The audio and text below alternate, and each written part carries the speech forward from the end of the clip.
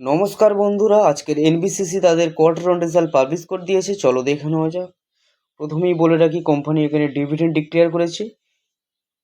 Interim dividend দিয়েছে 15 পয়সার মতন এবং ফাইনাল ডিভিডেন্ড দিয়েছে 46 পয়সার মতন। সুতরাং কোম্পানি এখানে দুটি ডিভিডেন্ড ডিক্লেয়ার করেছে। ঠিক আছে, চলো এবার আমরা কোম্পানির রেজাল্টটা দেখে নেব। প্রথমে আমার ফিগারটা চেক করব। এখানে সমস্ত ফিগার ল্যাক্সে আছে, এটাকে আমরা কোটিতে কনভার্ট করে বলবো। এরপরে আমরা সিকোয়েন্স চেক করব। 30/6/2025, 30/6/2026, okay, year on year. 31/3/2026, 30/6/2026, quarter on quarter. চলো কোম্পানির টোটাল রেভিনিউটা দেখে নেবো।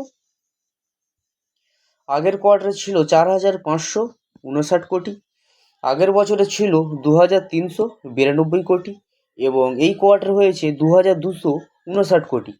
এখানে বছরের সঙ্গে বছর তুলনা করলে দেখা যাচ্ছে কোম্পানি প্রায় 6%-এর মতন ডাউন নিয়ে এসছে এবং কোয়ার্টার অন কোয়ার্টারও কোম্পানি অনেকটাই ডাউন নিয়ে এসছে। প্রায় বলা চলে 50%-এর আশপাশে কোম্পানি এখানে ডাউন নিয়ে এসছে। ঠিক আছে, সুতরাং দেখেই বোঝা যাচ্ছে কোম্পানি দুটো ক্ষেত্রেই তাদের রেভিনিউ ভালো আনতে পারেনি।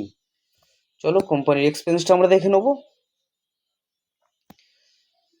আগের কোয়ার্টারে ছিল 4,276 কোটি, আগের বছরে ছিল 2,284 কোটি এবং এই কোয়ার্টারে হয়েছে 2,108 কোটি।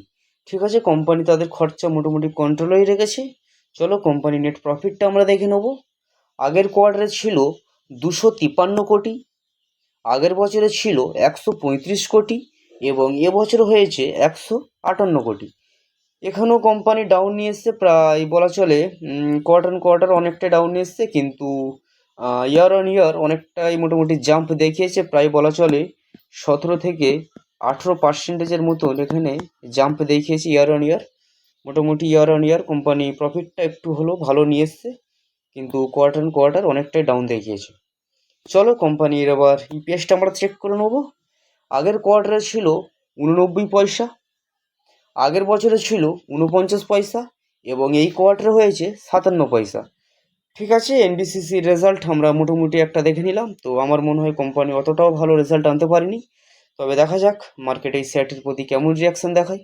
যদি ভিডিওটি ভালো লাগে তাহলে অবশ্যই লাইক করবেন এবং আরও আপডেট পেতে আমাদের সঙ্গে থাকবেন। ধন্যবাদ।